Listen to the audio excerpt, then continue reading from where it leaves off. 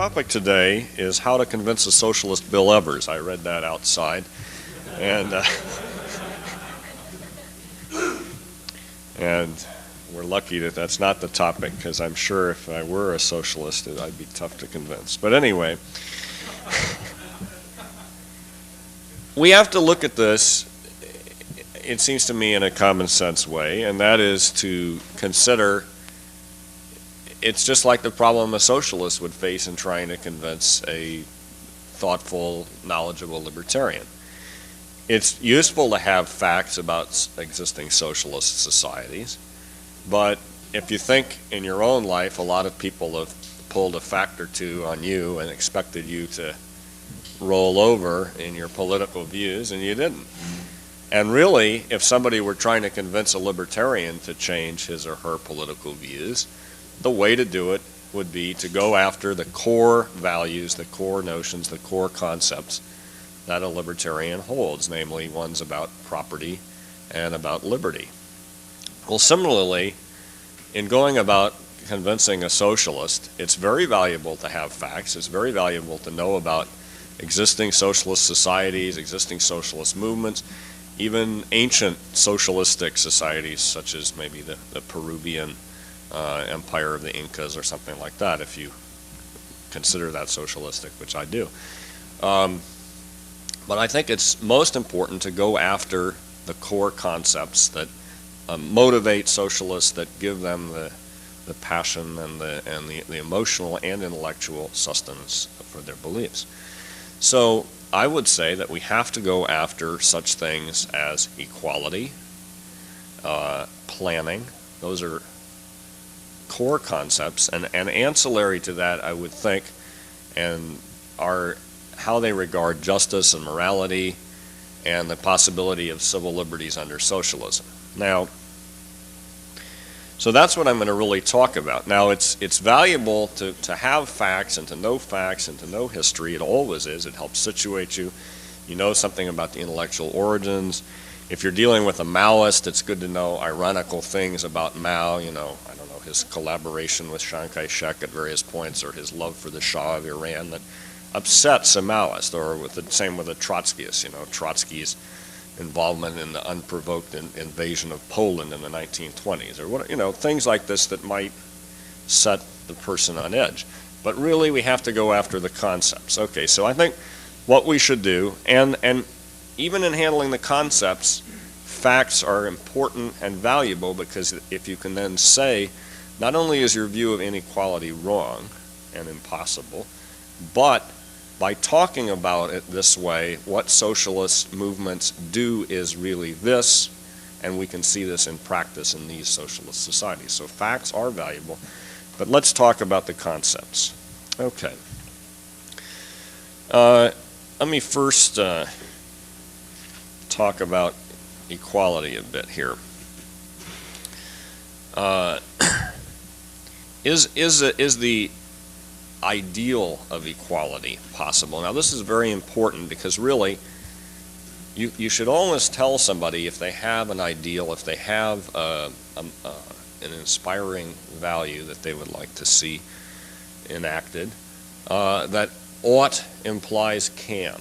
That is to say that saying that something ought to be the case, a change ought to be enacted, implies that it could be done, that it's within the realm of possibility.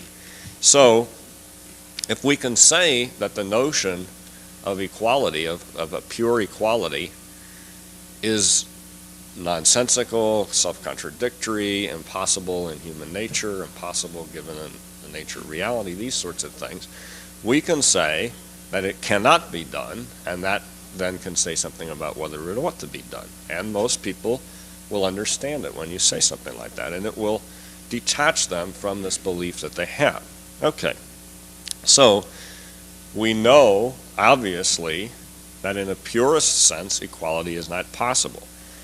As Murray Rothbard points out in Power and Market, which has some powerful anti-egalitarian passages in it, each person cannot be born in the same time and place. Each person cannot be raised under the same conditions. It's just impossible. Even in the most leveled, the most antiseptically imaginable egalitarian society. You could not do that, okay? Similarly, there are aspects of human nature that would be commonly accepted, even by somebody that had a lot of profound political differences with you, that you could talk to them about and raise serious questions in their own mind, that even if you didn't seem to be making progress in that argument, would constantly recur to them and in a subsequent conversation, because you don't very often convert somebody in a day. And if you do, they may not stay changed very long. So there's a recent book by a British political philosopher named John Donne on the politics of socialism, which is kind of a disillusioned left liberals look at socialism. And in it he says the sort of another formulation of egalitarianism, which is that really each person is entitled to equal respect, okay, from everybody else. And this is a way that some socialists will argue about things, partly because respect is kind of a fuzzy word, and our automatic reaction is, yeah, everybody is entitled to equal respect. But that's really not true. We couldn't imagine a society in which each person's claims to have their desires taken equally with everybody else. Each person was awarded the, equal patience by all of us for what they wanted to talk about, each person's accomplishments. There is not a society imaginable, even given, as Dunn specifically points out, the kinds of depredations on society that a Hitler or a Pol Pot or a Stalin can make, that will still not, in its hearts of hearts, respect a great singer, a great athlete, a person that does things beyond ordinary capacity, will not award that person a differential kind of respect. So really, inherent in human psychology, it's not possible to somehow end up with an egalitarian thinking society either. Okay, so we've suggested here that you cannot really have equality. Another thing that I think you have to raise with a person who is a socialist is the role of envy in egalitarianism. And I think that this is a valuable thing, because equality strikes people, when they're not really reflecting on it a great deal, as a very positive thing to try and achieve in a society. And yet envy brings with it different emotional connotations. Now, I personally think, and I think if we think about it, envy is a part of human nature that we're realistically never going to be able to do away with, okay? It has to do with rivalry and different attitudes and so forth. But there are different ways of looking at envy in society. There are ways that elevate envy to a kind of a passion that then consumes the society, okay? And really, socialism, in my view, is trying to do that. It's an immensely envy-conscious, although it doesn't tend to admit this, an envy-conscious, envy-mobilizing movement, okay? And I think if you can draw this to the attention of the person that you're trying to convince, that you're trying to argue with, it will take some of the sense of that person that he or she is on a high ground in arguing for equality away from them. Because it's not somehow as it's not as, you can't congratulate yourself quite as much in arguing for envy, in my view. So, if you're really interested in this, I would recommend a book. I'm not sure how available it is. I don't really think it's in print anymore, but if you really search bookstores, you can find it. Old ones, old used bookstores, by Helmut Schuck, S-C-H-O-E-C-K. It's a German political sociologist called Envy, and he has written the definitive work on it. He's kind of a libertarian with conservative tendencies. And it's certainly in any university or college library, and it was a Harcourt Brace book, and he talks about this sort of thing. There's also a very interesting sort of science fiction dystopian novel by L.P. Hartley, published in the early 50s at a time of sort of labor austerity in England, called Facial Justice, that gives you a lot of ideas about envy and how to think about it and talk about it with people. Anyway, so when we talk about equality to a socialist, what can we also tell that socialist is at work in reality in socialist movements, in existing socialist societies? I think we can say that what we're seeing to a large extent is the rhetoric of envy being used as a route to, and a road to power, but as a mechanism, a road to power by a new ruling class. Okay? Now that, I think, puts a realistic coloration on it, and I think if you can get this socialist trying to counter that, say that's not so, I think that you have that person on the defensive, and perhaps through time and conversation, you can bring the person around. Okay, now let's talk about a sort of an adjunct to equality, which is notions about justice and morality. Okay, now this is sort of going back into what libertarians believe, but what a lot of socialists, particularly ones who call themselves democratic socialists, claim to hold high, namely that they believe that socialism will incorporate in it the virtues, the gains that have come with capitalistic civilization while discarding certain outmoded things. Now, I think there are definitely kinds of socialism that are what you might call non-Marxist ethical socialists of some sort. There's no special pet name for them, but it's a minor thing. Most socialists you're going to meet are deeply influenced by Marx. Okay, they are Marxists of one sort or another. And I think you can honestly tell them, and in a way that hopefully will disturb them unless they are in the most deep sense totalitarians, and you will certainly find people you can never convince. We all know that from our own lives. But I think you can prove to them realistically that Marxism, rightly understood, as understood by Marx, as understood by Engels, as understood by Lenin and Trotsky and all the great classic Marxist thinkers, is a political view that is devoid of ethics. And it is truly anti-ethical, okay, by nature. It's not just that it doesn't, it's not compatible with Christian morality or Judeo-Christian tradition or libertarian ethics.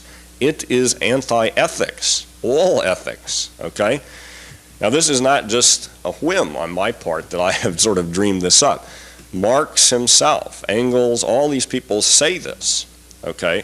And there are good things that have been written explaining this. The two best things that I would point to, one is an article by Stephen Lukes, L-U-K-E-S, in Praxis International, which is a socialist publication, called Can a Marxist Believe in Human Rights? And the other is an article by Alan Buchanan several years ago in the Journal of Philosophy and Political Affairs, Philosophy and Public Affairs.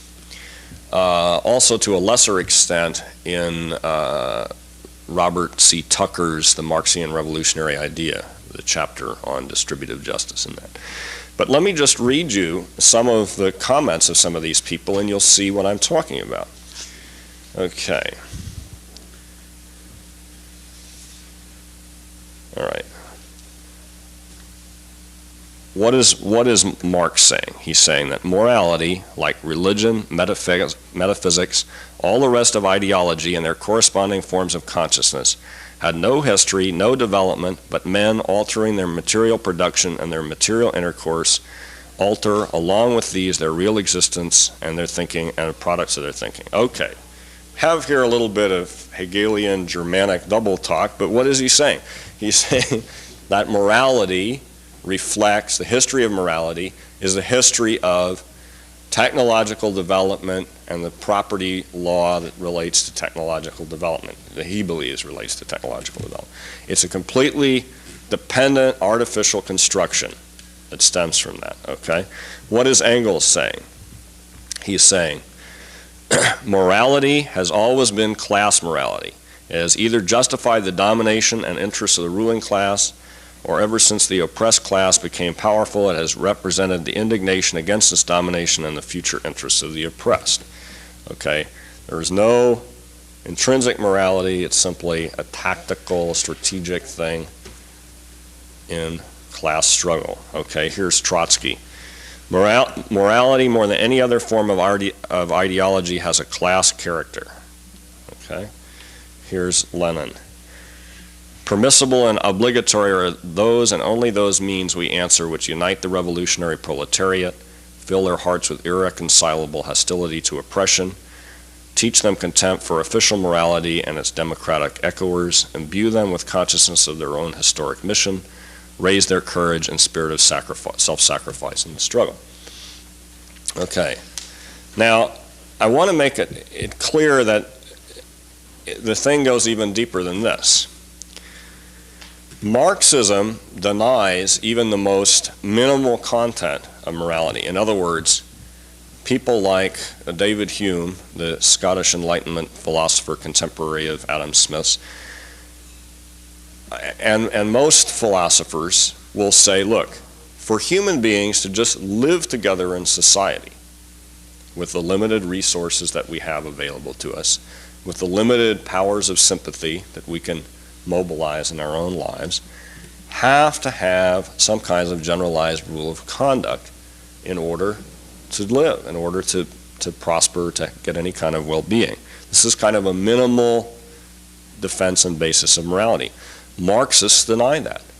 They deny, after all, that these minimal resources are here, that actually we're in a condition of abundance now that is being held in check by capitalistic property law. Okay?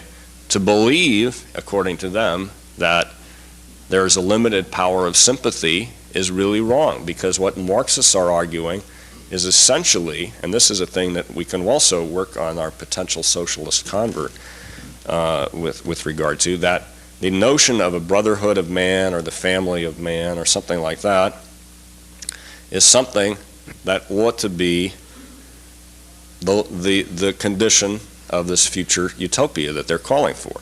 You notice that they're taking a metaphor that's drawn out of the family, a very limited number of people that we can certainly have relations of sympathy and empathy and very strong notions of duty and so forth toward, and suddenly extending it to a huge, the population of the entire world.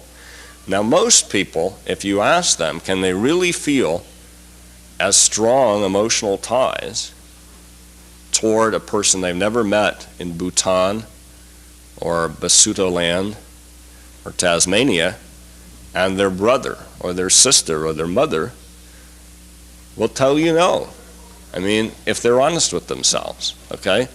And they can't really expect the whole world to become like that, even if they are so, unusual, as William Godwin, who once said that he would save a certain benevolent bishop in a fire rather than his mother, okay? That's rare, okay? And they can't really believe, I don't think, what Marxists are essentially arguing, that kind of strong emotional intensity in the family can be extended to an entire globe. So the Marxists are denying these basic conditions of justice, as John Rawls calls them, or conditions of morality. So they are anti-moral. They really don't believe, they believe that it's an illusion, a bad thing to talk about rights, morals, ethics, that it's contentless, and that if you're talking about anything, you're talking about either strategy for revolutionary success, or if you're the ruling class talking about morality, you're talking about how to keep the public baffled and bemused and not focusing on what is really taking place in society. I think if you get a socialist thinking about this, you will have them troubled, and you can move them in a more libertarian direction. If they will accept some kind of moral position, you can then work on that. Most moral theories, utilitarian, Christian, Kantian, Aristotelian, Thomist, all have some sort of root, better or worse, depending on your own view, toward a defense of libertarianism. You can't really take a person who is opposed to ethics per se and make them into a libertarian, okay? You just can't. And so you have to convince the socialist of this. If they're already an ethical socialist, then the problem doesn't exist. You just have to work them along. Okay. Let's talk a little bit about another related thing, because it has to do with justice and so forth, and that is the prospects for civil liberties in a socialist society. I think here we have a very important insight that other critics of Marxism don't really have. Well, a lot of the points I've been making so far, people of various non-Marxist views can make without too much difficulty. But I think that libertarians have a unique insight in understanding how civil liberties work, how they're anchored, how they're grounded. And that is that we believe that the real guarantee of civil liberties is their anchor in property rights, that fundamentally you cannot seriously talk about freedom of speech and freedom of the press without the right to own a hall in which one might speak, the right to rent out such a hall, the right to own a printing press, the right to use that printing press to print on, the right to engage in sales of the material one prints, the right to own a transmission station, the right to send out that program to willing recipients, and so forth. So what you can do in discussing this with a socialist is to ask them how, if they believe, and many democratic socialists maintain they do believe, that these gains, as they would say, of capitalistic civilization over feudal societies and so forth, namely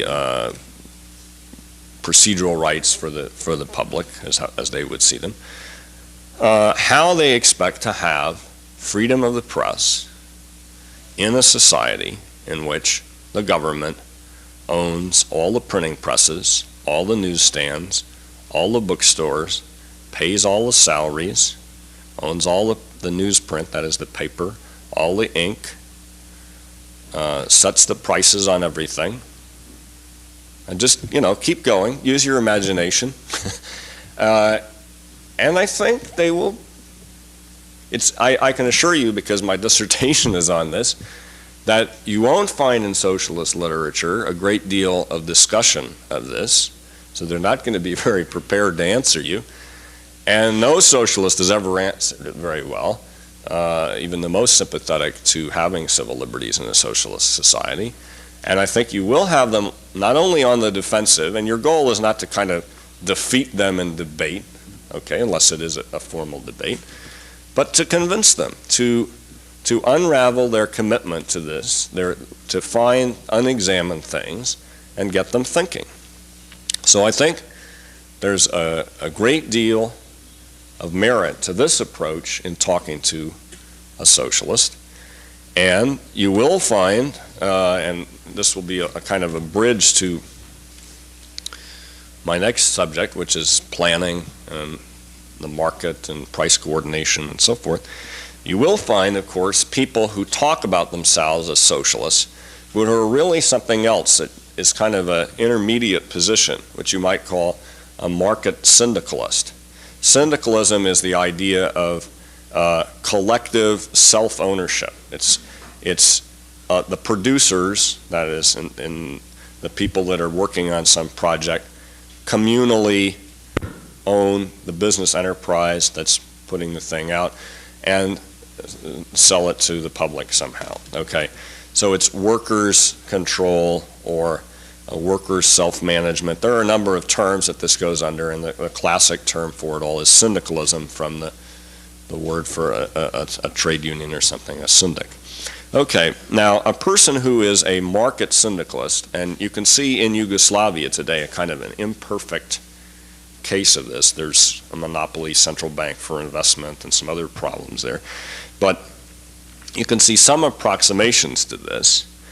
A person who is really a syndicalist to the fullest extent is a long way on the way to being a libertarian already.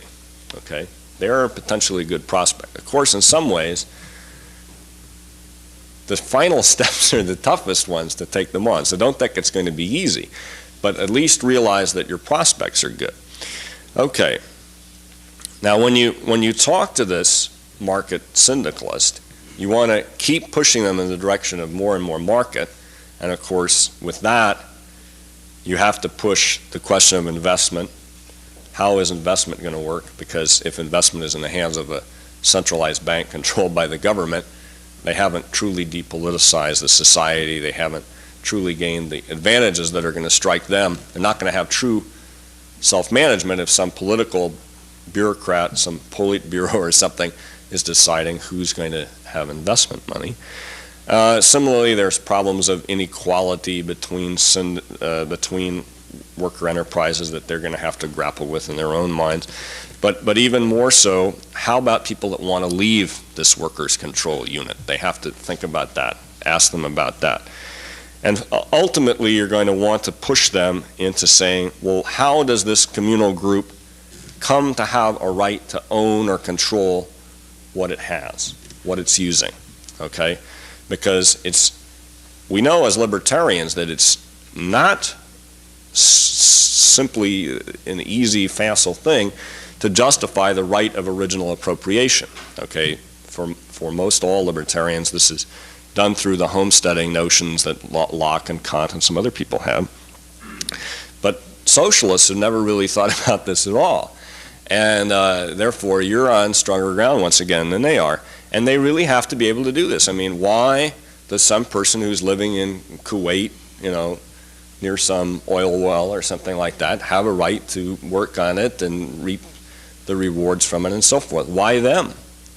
They have to answer that, okay? And so you can push them farther and farther into having the answer the questions that we have already thought about seriously, and so I think there's a good chance here. Okay, now let's talk about planning in more detail here, because this is an additional way you can push them in the direction of market enterprises and private property. Now, there's no question, it seems to me, that a very attractive thing for a true socialist is the notion of planning. Marx is really capturing, in his whole notions about alienation and so forth, a sense that a certain amount of people have out there that business activity, commercial life is kind of doing things to them in an unplanned, random, chaotic way, and that there's not a sense of controlling it, controlling what's happening. That is what Marx's notion of alienation is truly appealing to. It's not so much the tedium of the workplace. It's really that we are alien to our human nature in our life in the market, where we face all these commodities and where we are made into commodities. Okay, and this is why Marx is attacking what he calls the anarchy of the market. Charming phrase to many of us. So socialists in general, and I would sort of exempt these market syndicalists, and you can see China also, by the way, moving in this direction of Yugoslavia.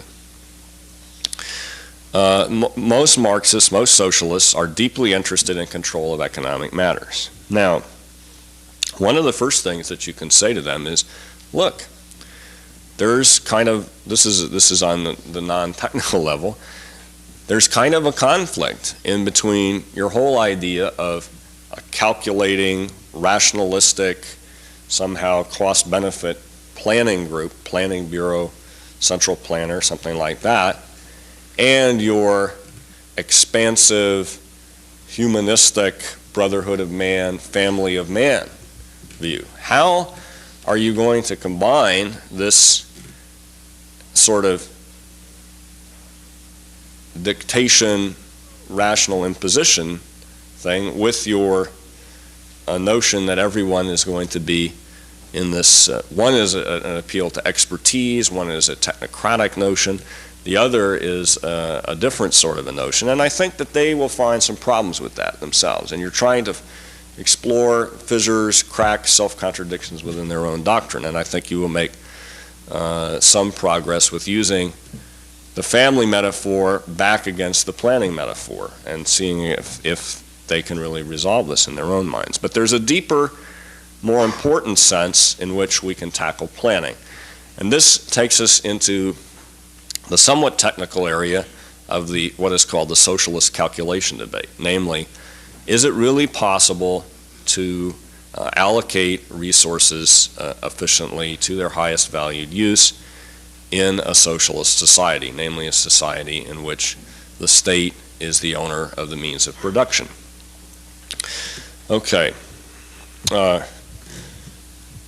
Now,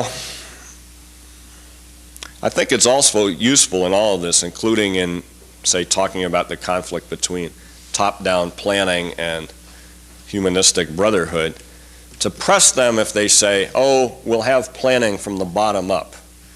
Okay, because some of them will say that. Make them say how it's going to work, because I don't accept any vagueness here. Make them spell it out. I think you can have some fun, and don't be too cruel, but you're trying to convince the person. This is not just a contest. But I think you can, if you sincerely pursue it, I think privately you can notice some confusion on their part. And ultimately, if it's going to be planning, it's going to be central planning. And that's what you want to try and show them, and you want to show that this has a dictatorial element to it and an impossibility element. So let's first talk about the impossibility side of it. Now, back in the early 20th century, Ludwig von Mises and subsequently a number of other people, especially Friedrich Hayek and lately James Buchanan, have written about this problem of calculation under socialism. So your problem is that in a non-private property society, in a society in which there may not even be realistic money prices, there may not be money at all in some sorts of socialist utopias, you have a great deal of problems, especially with capital goods. You have problems in you can't really put prices on capital goods. These are primary goods of production, or at some more remote level, goods of production, machine tools, things like that. You can't really put a price on them. You can't really decide what the best use is for them. You can't really decide whether the resources that went into them should have gone into something else. You can't really decide when to innovate, when to build a new dam, when to tear down a dam and let a stream again flow free. These are serious problems, and believe it or not, a lot of Marxists, especially if they're sophisticated, have heard of this problem. And the more you learn about it, and the better you can argue about it, and it's not something I can explain in the few minutes remaining in detail, the more you'll have a chance at bringing them around to a pro-market perspective. The basic book that I would recommend is by Trygve Hoff, called Economic Calculation in Socialist Society, H-O-F-F, and it's out in an inexpensive paperback from Liberty Classics, Liberty Press. And just to read you the final concluding paragraph from it.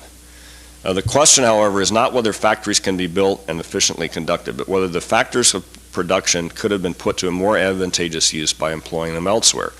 In a society whose aim is the maximum production of needs, its resources must not have been used for producing what may be momentarily lacking to have a certain value, but for producing goods which, according to the end stated, are of greater value than other goods. Each factor of production must be so employed as to give the greatest return according to the ends. This, and only this, is the criterion for rational economic activity. For determining this, there is a needed valuation apparatus, an apparatus with prices and costs varying with the variables to which one has to reckon in the world of reality. And it is here that there arise specific and so far unresolved difficulties for the socialist society. Now that paragraph, which as you can see is not too difficult in terms of economic jargon, does bring up, though, the fact that in learning how to talk about this, you have to learn how to talk about it to some extent in everyday language, okay, as I have been trying to do in terms of trying to say, should this machine tool have been built? Should it have been some other thing? Should this factory have never been put in? Should this dam have been put in or not ever put in? And so forth. Anyway, you do see among socialists some recognition of this problem. There are socialists that try and answer this, but I think the more you get into the debate, the more you realize that we have the better of the case. This is from an article this month in the Stanford Daily at Stanford. Democratic Socialists of America, which is the leading group of intelligent socialists in the United States, if we can accept that oxymoron. Okay, and a gentleman who is the Western Regional Organizer of DSA made the following comment, and you can see that we are already sort of getting the higher ground here by what he says. This is a man I've known for many, many years, almost 20 years. I know a lot of these guys. An important change in recent socialist policies, Schock noted, is the acceptance in practice, if not in theory, of the capitalist open market system. Quote, "There is no way that computers can plan an economy down to the last nut," close quote, he said. Okay, now listen, that's quite a bit of progress. And, you know, you can ask these socialists, you know, why are the Chinese doing this? What is going on? Why do you think, you know, and they will have their reasons, but keep raising these questions because I think it's a worthwhile route in trying to detach them from their beliefs. Lastly, you want to say something about what is all this talking of planning amounting to in practice, and you can go back to some of your previous concerns. Isn't it really a diktat by a dictatorial practice by a ruling elite, a new ruling class, in the terms of Russian political jargon, the nomenklatura, a special designated categories class, okay? Isn't there a new class of political rulers, of tyrants here that will oppress, that don't want to talk about justice and ethics because what they really want to do is rule, who don't want to have freedom of the press because when they're making the plans and making the economic planning, there's no room for freedom of the press. For carrying out, if you carry out plans, part of central planning is keeping the morale of the public and supporting the central plan. Now, even with the best intentions in the world, we wouldn't want to have the morale of those who have to carry out the central plan undermined by learning that things aren't going perfectly. Therefore, we must control the press. Aside from allocating the newsprint, allocating the salaries, allocating and so forth, the political dimension in central planning has to be brought forward. It's not simply what Marx is trying to pretend that it's an administrative function, the replacement of government of men by a merely administrative thing. It's a political dictatorial thing that's truly at work in reality in central planning. So I think if you can bring out these different concerns, you can attack and the core notions that socialists have about their beliefs and begin to bring them around. And with luck, with persuasion, with probably some more reading on your part, you can take truly dedicated political people and make them into allies, libertarians, and that's all to the good, and it will also stretch your own mind and make your own grasp of libertarian principles and practice better developed. Okay, well let me answer some questions in the remaining moments here.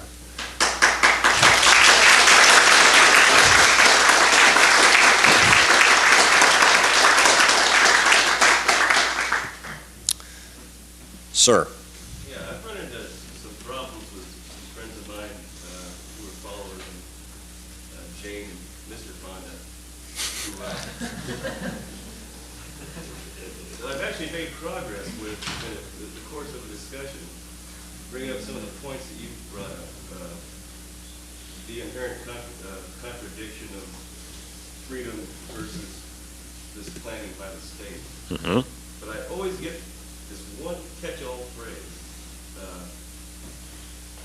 It's for the good, the overall good of all. A few will have to give up their rights. I was wondering, I just can't, that's a stonewall. You know? It's like, it's something I can't jump over because there's contradiction in their own. Okay, well, the question, in case anybody didn't hear it, was this gentleman has had a number of conversations with followers of Tom Hayden and Jane Fonda, the campaign for campaign for economic democracy, and that brings up one point: is that this group does not like to be called socialist and does not like to admit to having socialist beliefs. So one way to kind of mildly needle them is to call them social democrats or democratic socialists in conversation. You know, you can say, you know, and see what that produces for you. Now, but to get to the specific question, which is, what about the claim that these socialists are making, that it's for the good of all? Well, I guess you have to start out with saying the following: you say that, you need to convince me. How would we know it's for the good of all?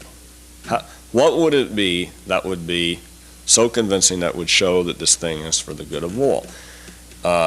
Is it, surely we all want to have our human rights protected. That is something that's for the good of all. Is what you're suggesting not going to violate any human rights? Is it going to leave everybody in control of their own lives to the maximum extent possible? You have to kind of, yourself, you do believe that some things are for that. Certainly that a system of private property rights is for the good of all, and that it's compatible with human nature. So you have to try and bring them onto your ground to some extent, and to ask them how to prove it. Show me. Take the Missouri approach. You know, I'm not convinced at this point. Get them doing some of the talking. Remember, it's not. It's a dialogue. It's get them talking, especially at any point they're unraveling. Yes. You know, sir.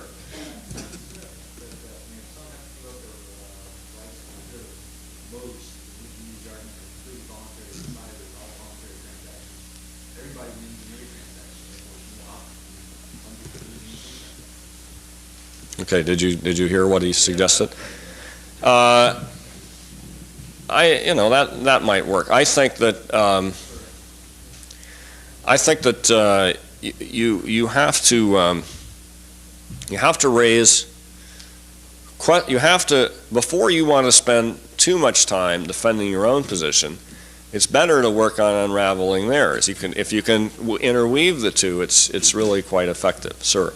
Sometimes by taking the argument presented to you and bringing it to illogical natural conclusions, a great burst of emotion can spring forth. Is it the suggestion is to push them to the reductio ad absurdum? Yes. Very useful method in. In the case of the argument, well, it's for the good of all. Well, then say, yeah, that was also Hitler's. That's what he said too. And remember all those others? And how do we? But point out that Hitler was a socialist to go right to the roof. Okay, but what you want to say is, now you of course don't, even though Hitler said this, you of course don't believe that it was for the good of all. How would we know that that's not the case? How would we know? And why would it, or you can even step them a little closer to their own home ground. And surely we know that the 20 to 60 million people killed in Stalin's camps was not a good thing, and yet Stalin said that it was for the good of all. Surely there's something troubling here. How can we know? Yes, sir, in the back.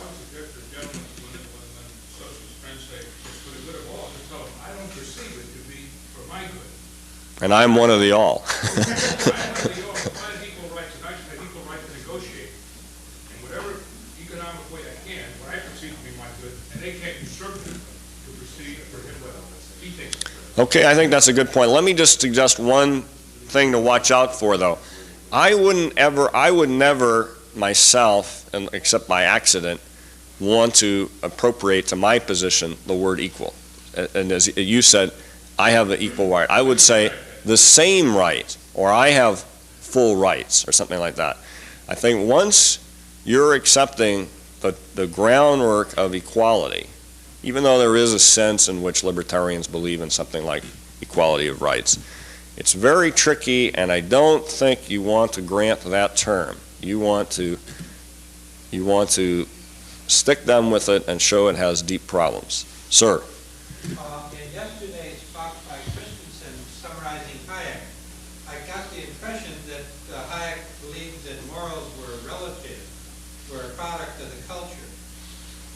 Yeah. Apparently what you're saying was Marx's position too, that it's a product of the culture, and it's relative. Well, I'm not a Hayekian. I think that Hayek is, to some extent, a person who incorporates realistically certain Humean, modest utilitarian views, and takes some from Kant also. I think it's too strong to say that he is anti-morals in the sense that Marx. I can't accept Mr. Hayek's view. I think that we make a mistake if you see libertarian principles as absolutes. Well, I'm just saying, I don't think so, but the important thing is to get the Marxist socialists to accept some moral principle, even if it's not the same one that you accept, and then work them down to that principle toward libertarian, and meanwhile you can nudge them toward the one that you like best. I don't think that accepting a pure ethical relativist position is going to be an attractive way to defend libertarianism, because once you say everything is up for grabs, there's no justice, there's no sense of right and wrong that applies to liberty, I think you've made a mistake in my view, and you've given away very, very important rounds of argument. Let me just get some more questions. Yes, sir. That's sort of the rub, I mean, what you just said, that you accept certain moral principles, but getting back to his original statement, it was not for the good of all, it was for the good of most. And some are to be, are perfectly expendable. Well, you can, may I address this? We're just about out of time here, so I'm going to have to make this the last question. You can do the same kind of thing. First, how do we know it's to the good of most? Second, is the good of... Hitler also said it was the good of most. He only killed a small group of people, the gypsies, the homosexuals, and the Jews. How do we know Hitler was wrong? We're certainly troubled by what went on here. If to the good of most is what's at stake, he seemed to have quite a bit of popular support in the society at the time. Again, Stalin felt it was to the good of most. Not to the good of the capitalist class by any means, but to the good of most. And again, you can press them on this. You take them on the route. I thank you all for your patience and understanding, and I think that will close today.